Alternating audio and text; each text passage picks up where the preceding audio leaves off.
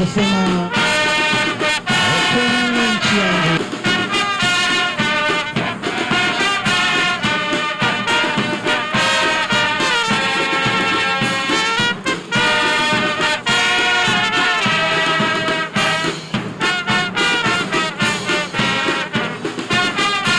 Karibu sana wageni wetu wanajeji, karibu sana.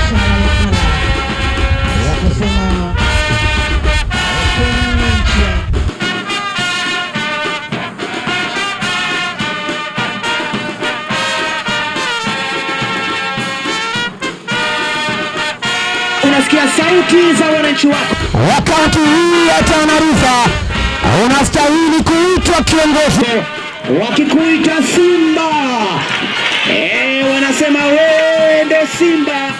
Wakati hii ya Tana unastahili kuitwa kiongozi kwa sababu ya ile kazi yako maradufu ambayo unaifanya. Karibu tena kwa mara ya pili mheshimiwa, katika uwanja huu ambao wewe mwenyewe umegeuza kuanzia ni vumbi hadi saa hii tunakanyaga nyasi, ambao wamekupitisha wakakupigia kura bila hiana. Utakuwa kwenda kuupa muonekano mzuri uwanja huu. Karibu sana His Excellency. Karibu sana, karibu sana, karibu sana. Wapi makofi ya kipanda jukwani? Wapi vigelegele? Pia naye naibu wake Mheshimiwa Mahat Ali Loka ambaye ndo naibu wa gavana anasalimia pia wageni wakuu wote, akiwaambia asante sana kwa kuja kwa siku hii ya leo. Sasa anaregesha usukani kwa Sub County Administrator.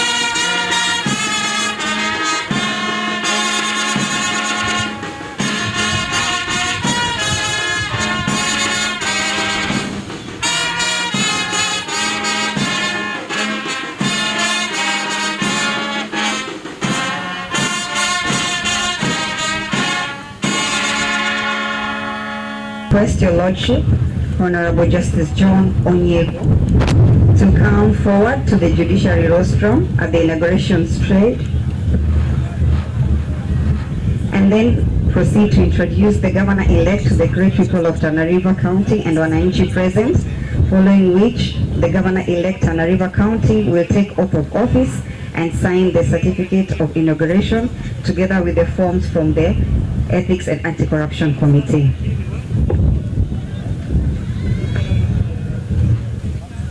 Gavana wetu asogee karibu, tuanze sherehe ya kumwapisha rasmi.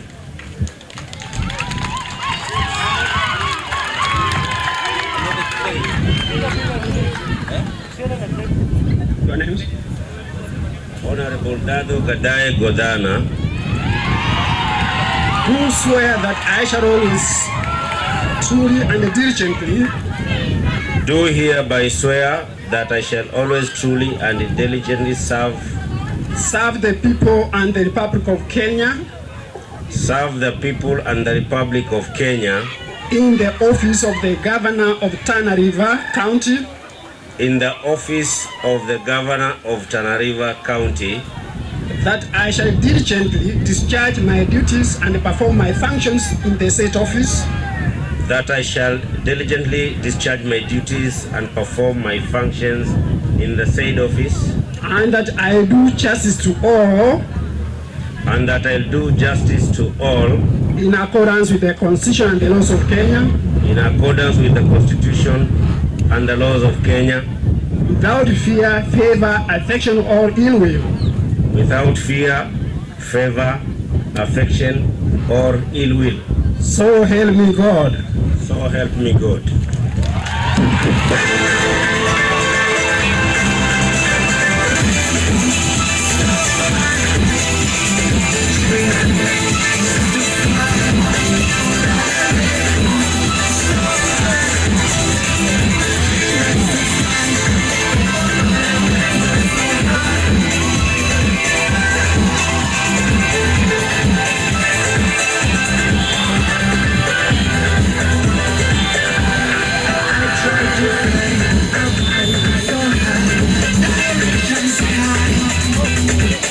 I, Honorable Mahat Ali Loka, do swear that I shall always truly and diligently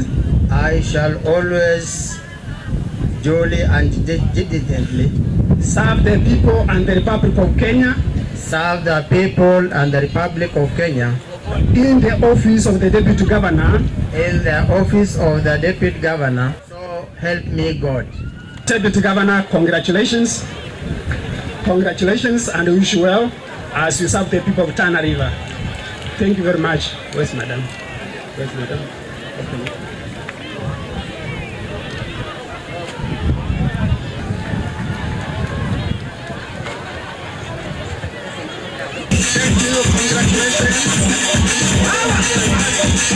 Congratulations Bwana Gavana, tunakutakia mema kwa kazi yako mzuri.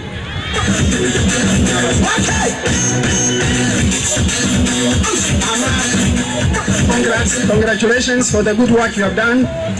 Taking me this far, congratulations.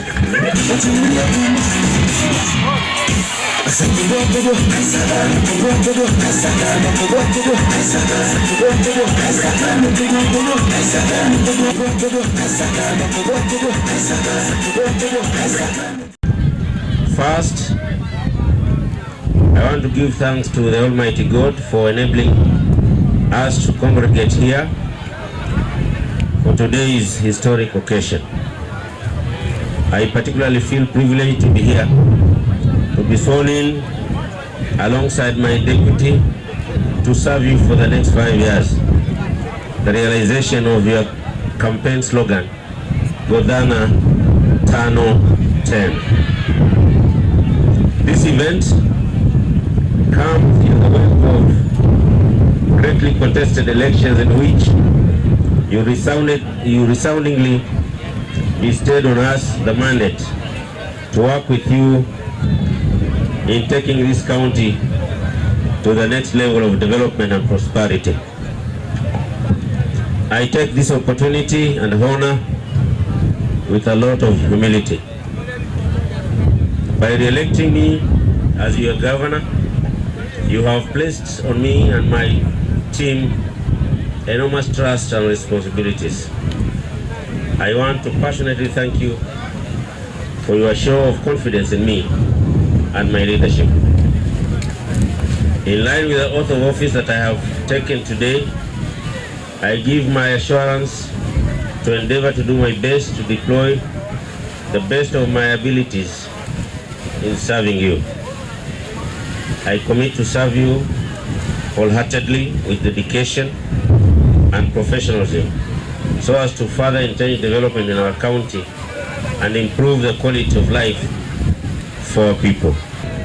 I also wish to thank all of you, sons and daughters of this land, who took part in the just concluded elections and sought to be elected for various seats.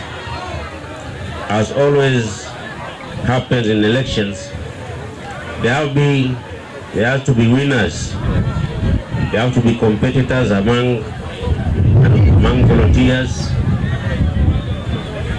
and subsequently there have to be winners and losers. However, that does not create or does it erase the fact that irrespective of the outcome of the election, we remain members of one great family called Tana. But now that the political contact is over, I call upon everyone in Tana, including all former aspirants, to come together and focus on building our county. It must never be lost on us that what we all want is an effective government, successfully delivering services to the people. In this regard, I call upon all political leaders, members of the civil society, the clergy, former leaders, our residents, and all Tanarians within and in the diaspora to accord support to this administration and make positive contribution towards the prosperity of our county. Tana hoye! Tana hoye! Hebu tuwe watulivu kidogo. Huyo kijana awekwe chini atulie. Ametulia. Vijana hoye! Kwani ana nini? Ana protest mambo ya Wajakoya?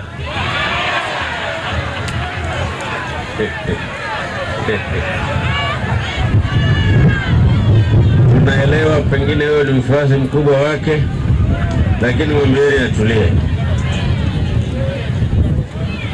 Indeed, devolution of resources and power was and is indeed intended by the Constitution to bring about equity.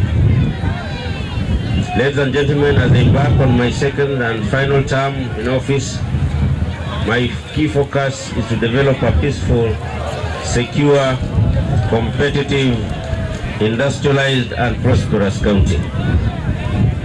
This we can do together.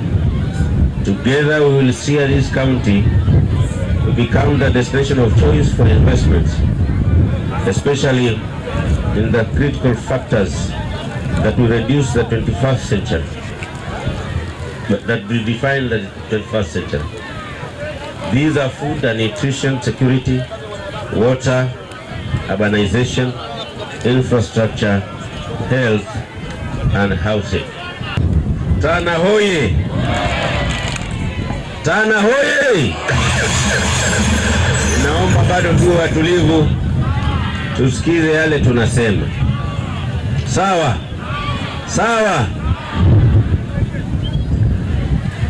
Although economic and social indicators show that our county ranks low compared to our neighboring counties, we can redeem ourselves from abject poverty and cyclical effects of disasters because Tana's focus is now on wholesome progression, banking largely on our peaceful, God-fearing communities endowed with very rich and diverse cultures and environmental ecosystems.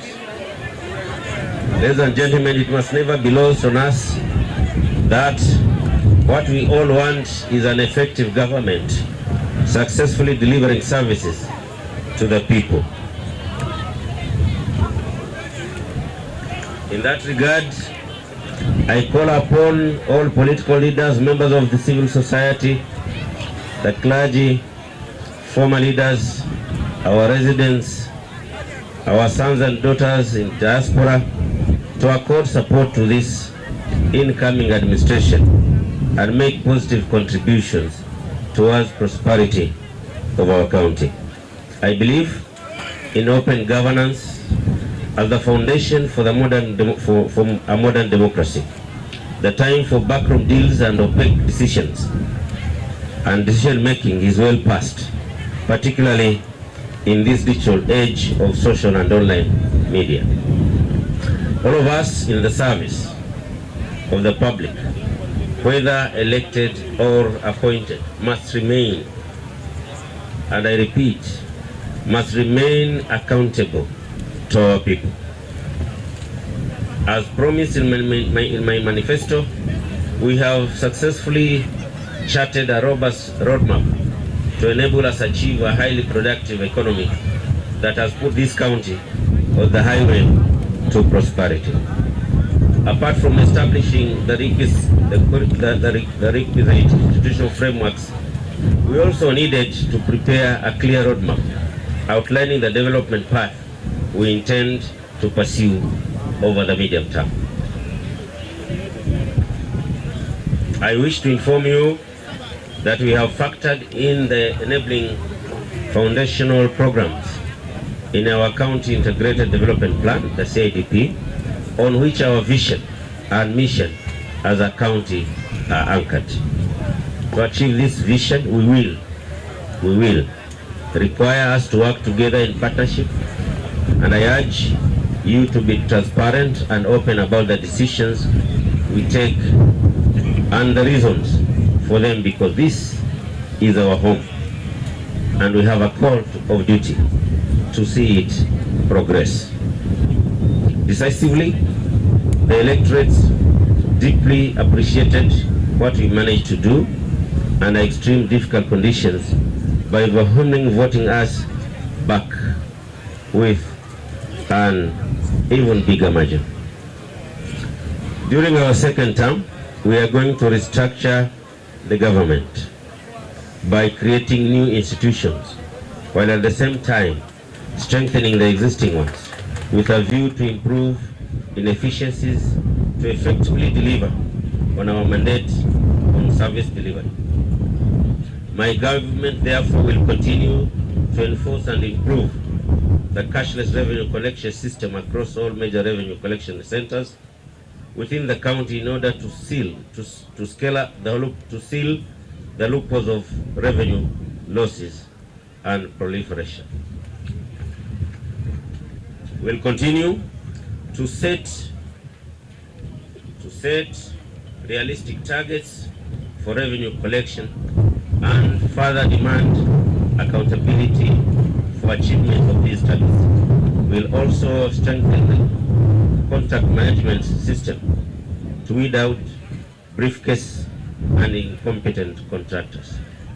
I look forward to the implementation of an innovative and functional system of receiving, tracking, and processing invoices from contractors, service providers, and merchants guided by the Public Finance Management Act. This will create transparency in payments and reduce the undue delays in payments, which have caused untold loss of capital and income to our contractors and merchants. I will ensure that henceforth the people of Tana are fully engaged, not just symbolically, in matters that affect their destiny in tandem with the Constitution.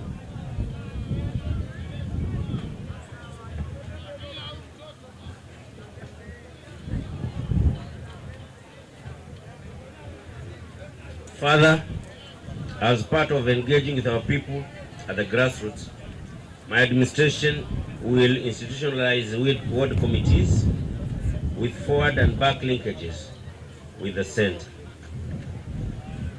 This will be backed with robust monitoring and evaluation and ICT systems that will capture and update us all on county government and the county assembly performance in real time. Scheduled visits will be made to wards to establish the status of projects and programs. This approach is set to avoid incidences of ghost projects, ghost workers, and projects that do not add optimal value to the lives of our people. We'll adopt a value for money approach in implementation of projects, which will reduce the widespread practice of inflated bills of quantities and collusion between contractors and government officials.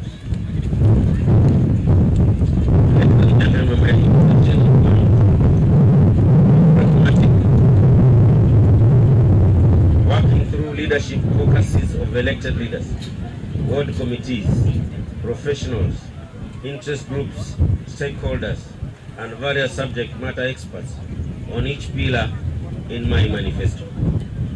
Through this, we'll ensure that we deliver on our key deliverables for the better of this county. In this season and second term, we all need to operate by engaging a new gear.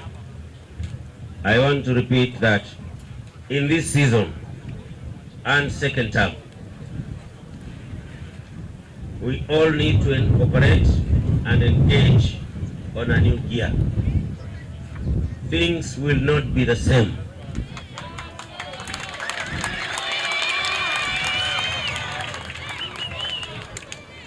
Things will not be the same.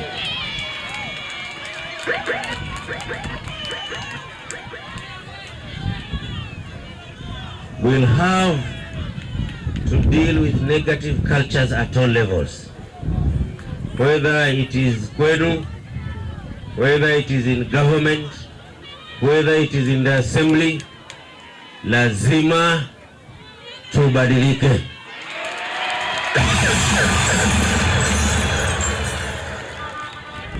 In this regard, I undertake to instill the culture of order, discipline, rule of law, efficiency, professionalism, value for money, and excellence. I will institutionalize a people-centered, responsive, and value-driven public service. Service will be rendered as a right and not as a privilege. Public participation, equity and inclusiveness, efficient services, accountability and transparency will have to be the key. As a government, we will not tolerate laxity and abuse of office and misuse of public resources. We will institutionalize a result-based public service where every public servant in all ranks is placed on performance checks.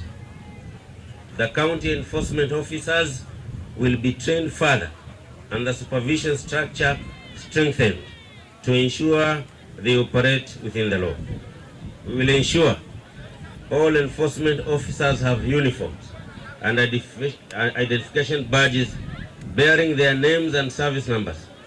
Apart from establishing the requisite institutional framework, we also need to prepare a clear roadmap outlining the development path we intend to pursue over the medium term. We will continue to engage the national government and our partners, including investors, both local and foreign, to support our county development agenda.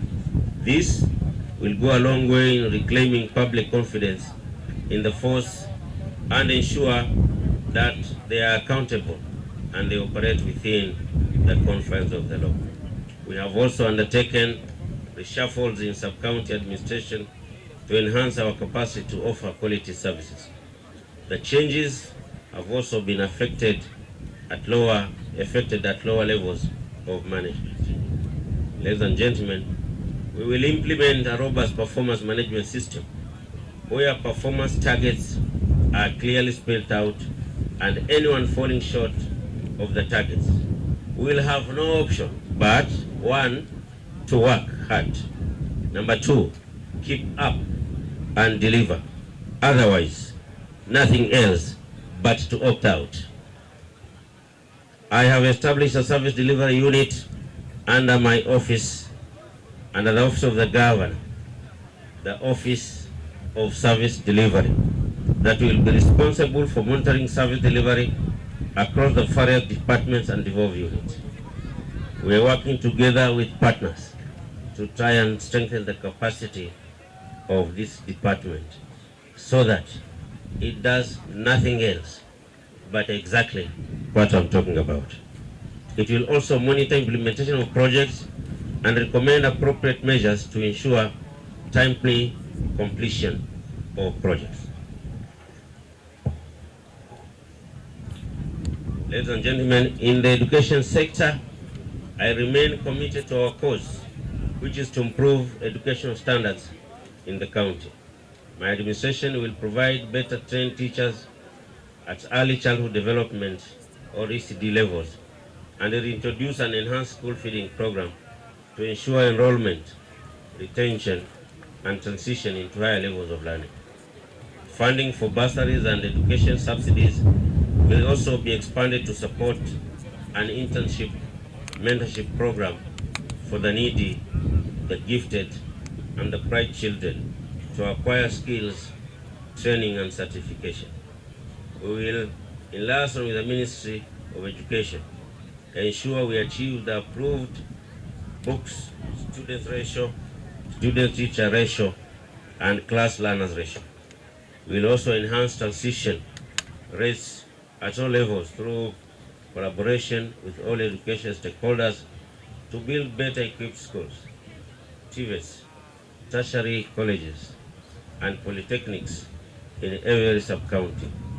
We're in touch with investors willing to construct private universities and centers of excellence, innovation and science, public technology centers, including research, in support of this cause. The future belongs to knowledge and technology, key pillars of scientifically driven society founded on shared values.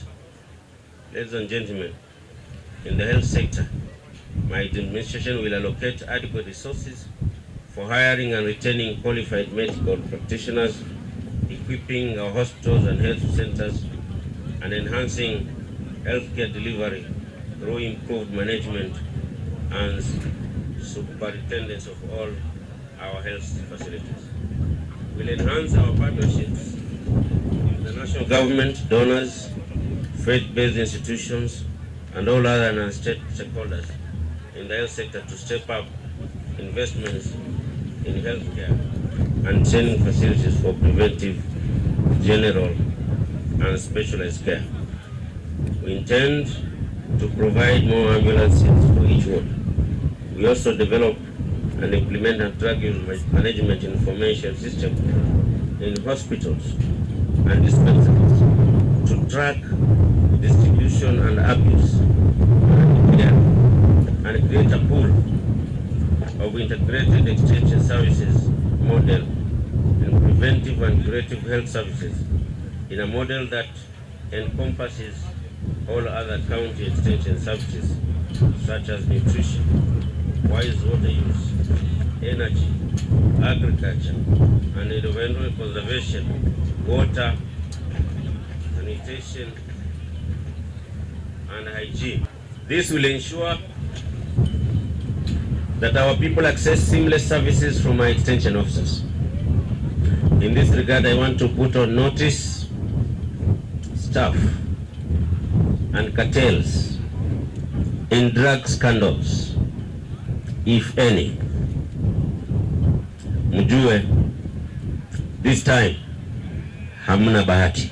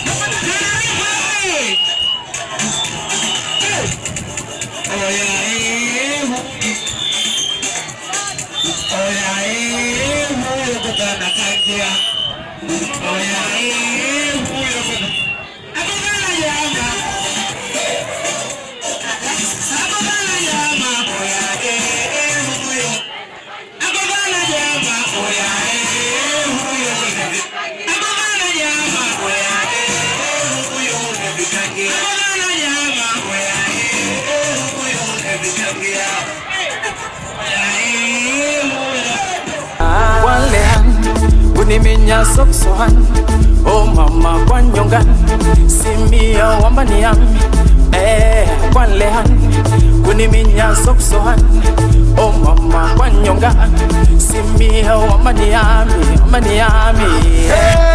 One layer, one layer, one layer, one layer, one layer, one layer, one layer, one layer. Tukuna mapicha tunawapa kanda, tukuna milupo bamba tu bamba, ninawapa lulu na wanalamba, tunakiwasha